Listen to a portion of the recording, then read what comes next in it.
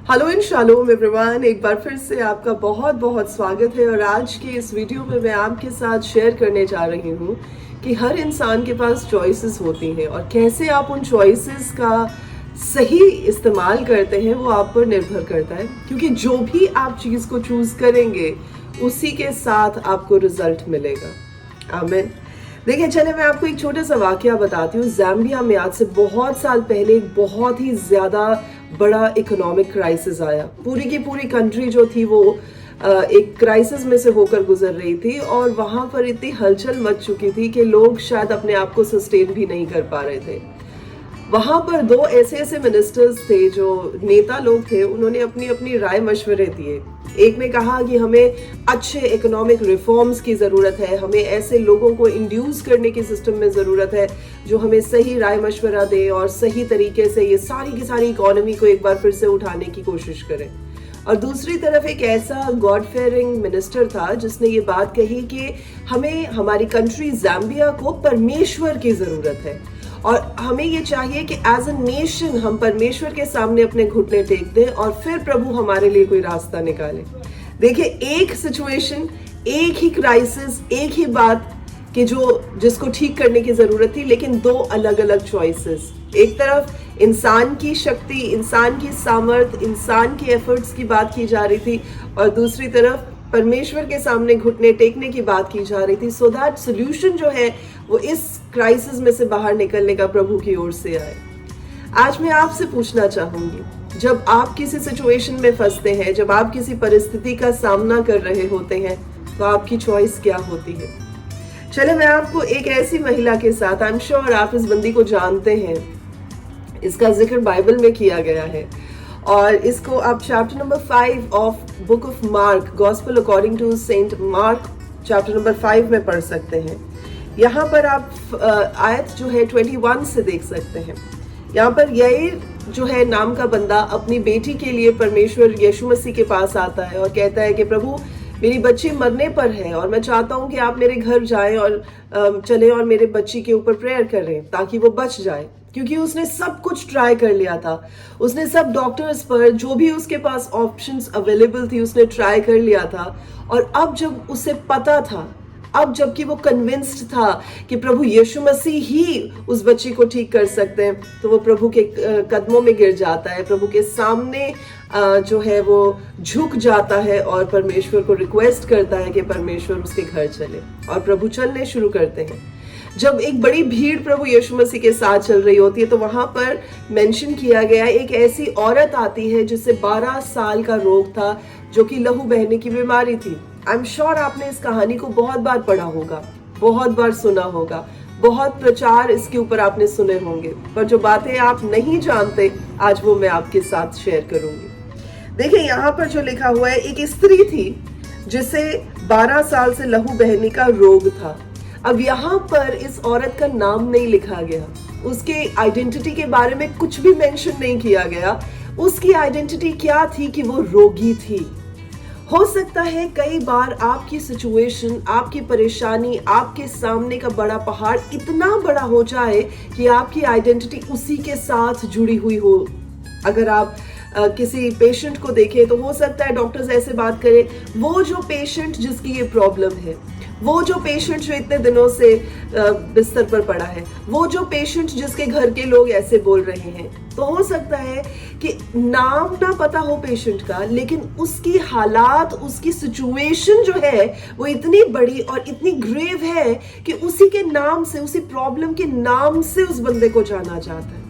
या फिर आपके बारे में अगर कोई बात करे तो बोले, हाँ वो जो हमारा कोवर्कर, हमारा जो कुलीग है जो हर समय रोता रहता है, जो हर समय अपनी प्रॉब्लम का मातम मनाता रहता है, या हाँ वो पड़ोसन जो हर किसी की सिचुएशन में खड़ी होती है, जो हर किसी को प्रॉब्लम में से बाहर निकालने की कोशिश करती है। सो आपकी क्या सिचुएशन है, आपकी क्या उस सिचुएशन को लेकर उसमें क्या नजरिया है, वो भी निर्भर करता है इस बात पर कि लोग आपको कैसे जानते हैं। क्या आपके नाम से जानते हैं या आपको उस सिचुएशन की आइडेंटिटी के नाम से जानते हैं। अब यहाँ पर इस औरत का नाम इतना इंपॉर्टेंट नहीं था, उसकी पहचान इतनी इंपॉर्टेंट नहीं थी। उसकी आइडेंटिटी क्या थी कि वो एक रोगी औरत थी, 12 साल से परेशान थी, 12 साल से कोशिश कर रही थी, 12 साल से उसने कोई भी जो है वैद्य, हकीम, डॉक्टर नहीं छोड़ा था। 12 साल से जो कुछ उसे बताया गया होगा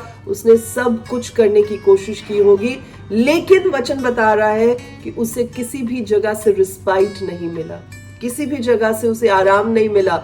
और आज फाइनली उसने एक निर्णय लिया। आज उसके पास चॉइस का दिन था। आज उसके पास एक ऐसा दिन था जहां पर वो चूज करे कि क्या वो उन्हीं चीजों के साथ चलती जाएगी जिसमें वो चलती आई है, या फिर आज के दिन वो प्रभु यीशु मसीह को छू लेगी। She had a choice. तो आज इस सिचुएशन में वो क्या कर रही है? वो चूज कर रही है कि आज मैं प्रभु यीशु मसीह से मिलूंगी। और लिखा है कि जब उसने प्रभु यीशु मसीह की चर्चा सुनी, भीड़ के पीछे से आई, तो वो क्या कहती हुई आ रही थी? 28 आयत में लिखा है, क्योंकि मैं कहती थी यदि मैं उसके वस्त्र ही को छू लूंगी तो चंगी हो जाऊंगी। अब वस्त्र को छूने का क्या लॉजिक हुआ? ऐसा नहीं है कि वो सोच के आ रही कि मैं वस्त्र को छू लूंगी। देखिए, जब यहूदी कल्चर की बात की जाती है तो उस टाइम पर, जब प्रभु यीशु मसीह के टाइम की बात की जा रही है, और आज भी यहूदी कल्चर में, जूइश कल्चर में जो मेन फोक है वो ऐसे कपड़े पहनते हैं जिसके 4 कोने होते हैं। तो उन 4 कोनों के ऊपर धागे की जो है वो लटकन लटकी हुई होती है। उसके अंदर जो आप धागे देखेंगे वो अलग अलग रंग के धागे होते हैं, जो उनके ट्राइब, उनके स्टेटस, उनके स्ट्रेचर, उनके अथॉरिटी को दिखाती है। तो जब ये औरत ने परमेश्वर यीशु मसीह को छूने की बात की, तो उसने सिर्फ यही नहीं छूने की बात की कि मैं उसके कपड़े को छू लूंगी, वस्त्र के कोने को छूने की बात की। क्यों? क्योंकि वहां पर वो जानती थी कि जिस बंदे ने वो कपड़े पहने होंगे वो एक अथॉरिटी के अंदर ऑपरेट करता है। और जब इतनी बड़ी भीड़ में वो आई, उसने ये सोचते हुए आई कि मैं आज इस जगह पर जाकर अपनी चंगाई को, अपनी शिफा को, अपने उस ब्रेक थ्रू को जिसके लिए 12 साल मैंने इंतजार किया, आज मैं उस ब्रेक थ्रू को हासिल करूंगी। ऐसा भी नहीं होगा कि प्रभु यीशु मसीह के आसपास उनके चेले नहीं होंगे। आई थिंक जैसे आजकल की अगर बात की जाए तो बहुत सारे प्रीचर्स बाउंसर्स लेकर चलते हैं। तो इट वाज लाइक इनवेरिएबली उनके बाउंसर्स ही थे कि प्रभु यीशु मसीह की प्रॉक्सिमिटी में कोई ऐसे ही नहीं आ सकता था। तो अगर उसे उस जगह पर जाना है तो उसे उन बाउंसर्स को, उन सो कॉल्ड जो लोग थे उनके आसपास, या जो उनके डिसाइपल्स थे, उन्हें बताना पड़ेगा वो वहां पर क्यों आई है। और एक और बड़ी चिंता की बात थी, जब कोई औरत अनक्लीन होती थी, when she was going through a time of जो लहू बहने का प्रोसीजर होता था, उस टाइम से होकर गुजरती थी, वो अपवित्र जानी जाती थी। और लेव व्यवस्था के हिसाब से, लेविटिकस के हिसाब से एक प्रोसेस होता था कि अगर वो किसी को छू लेती थी या कोई चीज को छू लेती थी या किसी बंदे को छू लेती थी, तो उस बंदे को, उस चीज को एक क्लेंजिंग प्रोसेस में से होकर गुजरना पड़ता था। और यहां तक कि इन टाइम्स की अगर हम बात करें, अगर कोई औरत इस टाइम में से होकर जा रही होती थी तो वो रास्ते में अनक्लीन बोलती हुई जाती थी, सो दैट लोग उसको छू ना ले, ताकि उनको उस प्रोसेस में से ना होकर गुजरना पड़े जो क्लेंजिंग प्रोसेस है। तो अब होता क्या था कि वो उस जगह पर ऐसे अनअनाउंस्ड आ गई, वो उस जगह पर ऐसे ही आ पहुंची। और क्योंकि वो आ पहुंची है, वो इस बात के लिए डर रही थी और घबरा रही थी कि अगर लोगों को पता चल गया तो इसे मार डालेंगे। Obviously, people were not going to accept and receive the way she was. तो उसके पास चॉइस थी। अब चॉइस ये थी कि क्या वो प्रभु तक पहुंचे कि ना पहुंचे। चॉइस ये थी कि क्या वो भीड़ का जो हिस्सा बन के वहां पर आए कि ना आए। उसके पास चॉइस थी, पर उसने चूज किया कि वो परमेश्वर तक पहुंचेगी। नो मैटर कितना मुश्किल होगा, नो मैटर कितनी दिक्कत आगी, नो मैटर कि लोग उसको पहचान जाएंगे, पर वो वहां पर पहुंच जाएगी। आमीन। और दूसरी चीज आप ये भी देखिए कि जब प्रभु यीशु मसीह को उसने छुआ, उसने सिर्फ कपड़े को ही नहीं छुआ, उसने उस धागे को ही नहीं छुआ, उसने उस अथॉरिटी को छुआ जो चंगाई देने वाले परमेश्वर की अथॉरिटी थी।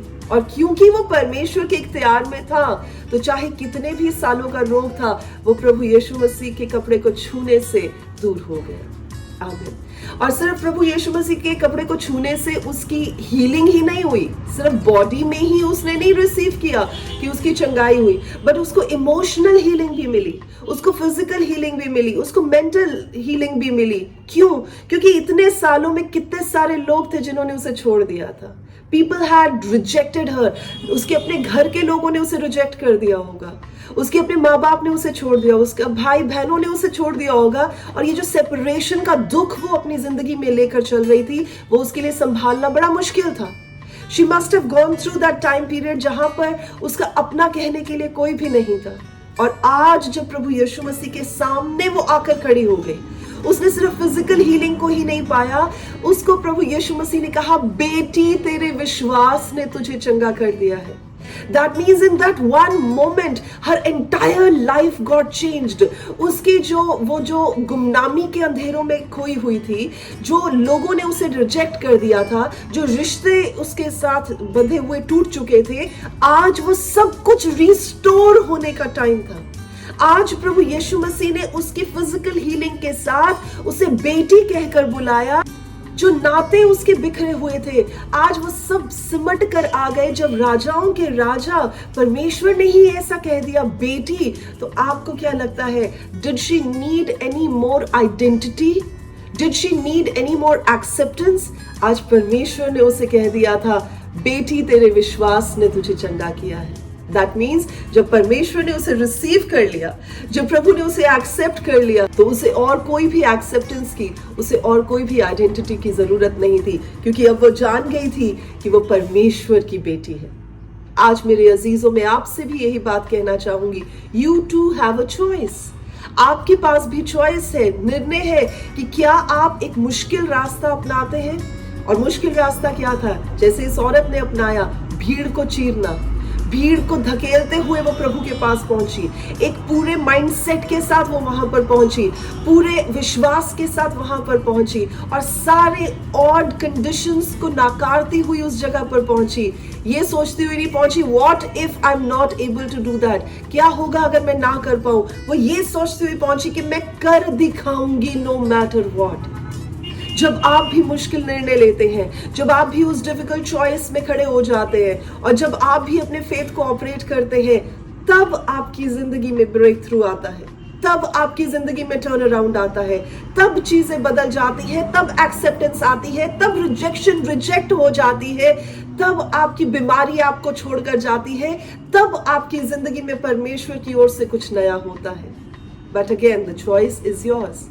आज मैं आपसे पूछना चाहूंगी, आप क्या निर्णय लेने के लिए तैयार हैं? क्या आप परमेश्वर को छूने के लिए तैयार हैं? क्या आप सारे ऑड्स को धकेलते हुए परमेश्वर की ओर बढ़ने के लिए तैयार हैं? क्या आप अपनी बीमारी को नाकारने के लिए तैयार हैं? क्या आप अपने रिजेक्शन को एक मिनट के लिए छोड़कर इस बात को सोचने के लिए तैयार है कि मुझे मेरे परमेश्वर ने एक्सेप्ट कर लिया है, तो अब मुझे और किसी रिजेक्शन की कोई परवाह नहीं है। आज आप क्या सोचते हैं, क्या निर्णय लेते हैं, वो आपकी जिंदगी को बदल देगा। उसने अपने मन ही में कहा था कि आज मैं ऐसा कर दूंगी, यानी शी स्पोक टू हरसेल्फ। आज आप देखिए, आप अपने मन से क्या बात कर रहे हैं, आप अपने आप से क्या बात कर रहे हैं, क्योंकि जो आप अपने मन से बात कर रहे हैं, जो आप अपने आप को कह रहे हैं, वो आपकी जिंदगी को बदल देगा, क्योंकि आपके कदम उसी डायरेक्शन में चलेंगे जो आप अपने आप से कह रहे हैं। आमीन। सो आज इस वचन के साथ मैं आपको इनकरेज करना चाहती हूँ और इस बात को कहना चाहती हूँ, सही निर्णय ले, अपने आप से सही बात करें, और फिर पूरी तरह से अपने आप को पुश करें उस काम को करने के लिए जो निर्णय आपने लिया है और जो विश्वास की दौड़ का निर्णय है, ताकि आप अपने ब्रेक थ्रू को हासिल कर सकें। आमीन।